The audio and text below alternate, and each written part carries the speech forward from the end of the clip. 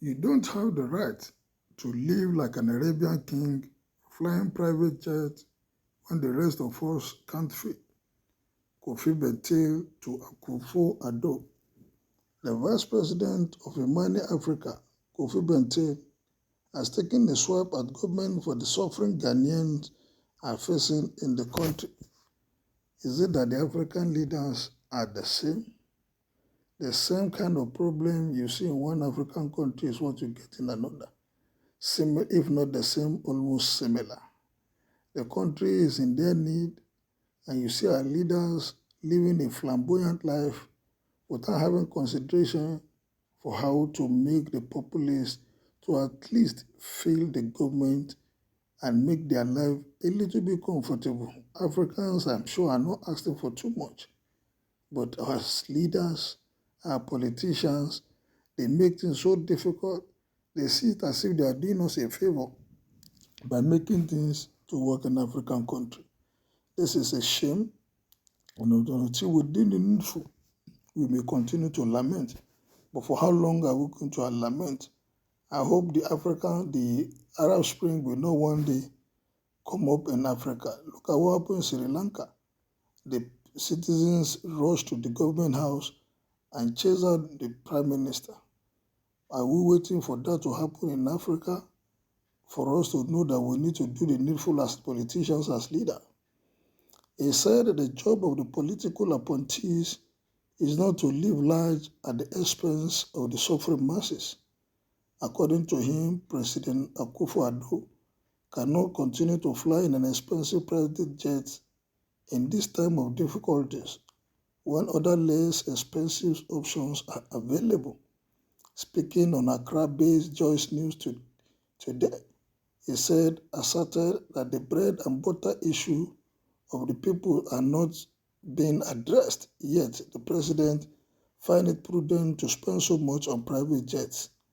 You don't have the right to live like an Arabian king when the rest of the people can't feed, which is why we will always have problems with things like the president flying in an expensive jet when there are options to that.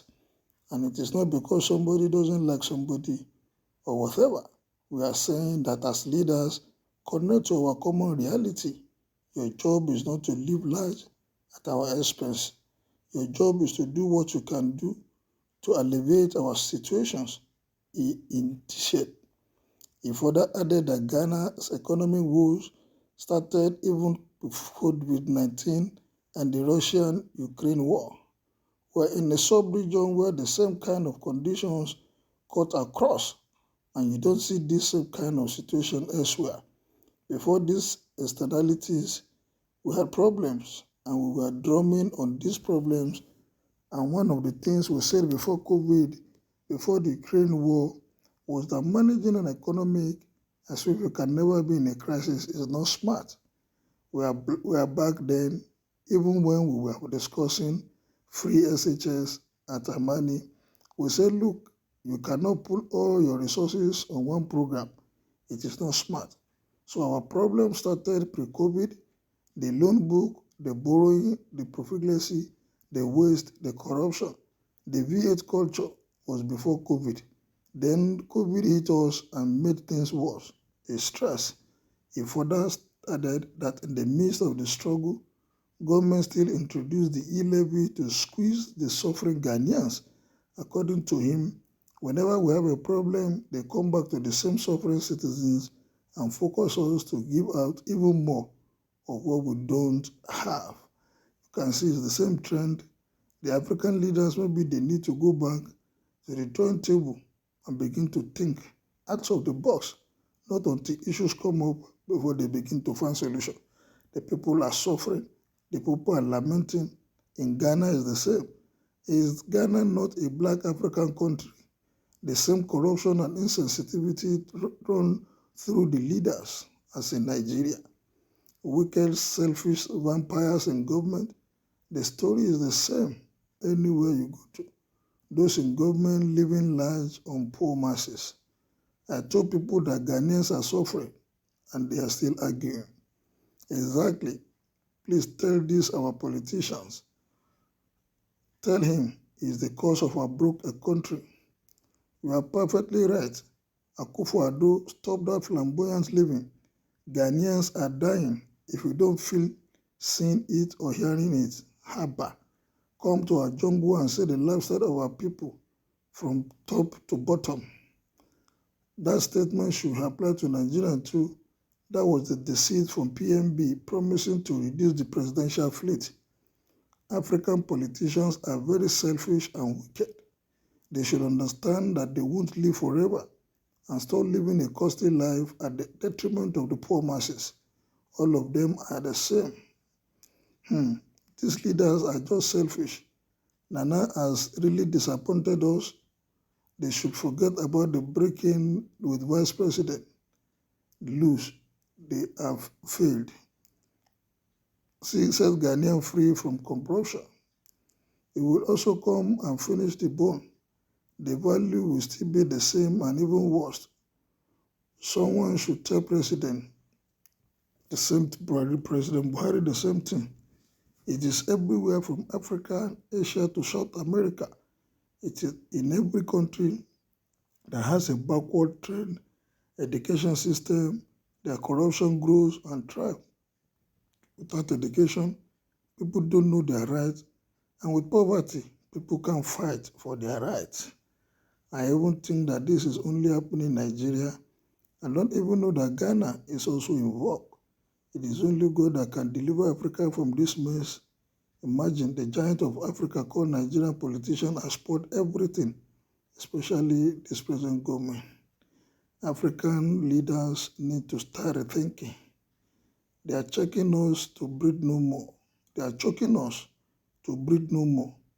They should chase all the embezzled money, which is more than 50 billion Ghana shilling, and stop going to IMF.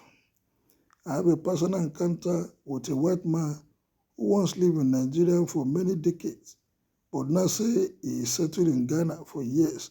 Now that he always pray and wish that God should send a Jerry Rawlings to Nigeria to do what he did in Ghana to correct the wrongs in governance. This is a white man who have feelings and sympathy for our plight. May God help our leaders to have human face in dispensing through fruit of democracy and fairness, equity in government. Vote for, and it will abolish E11 to save a suffering Ghanaian. Vote for GM. African presidents are all pitiless, mannerless, thoughtless, ungodly, endowed with poor mentality. Come visit us, even with the TJ Losuna. The truth is bitter. Come to Nigeria and see how Buhari is flying all around the world. Every small meeting, he must be there.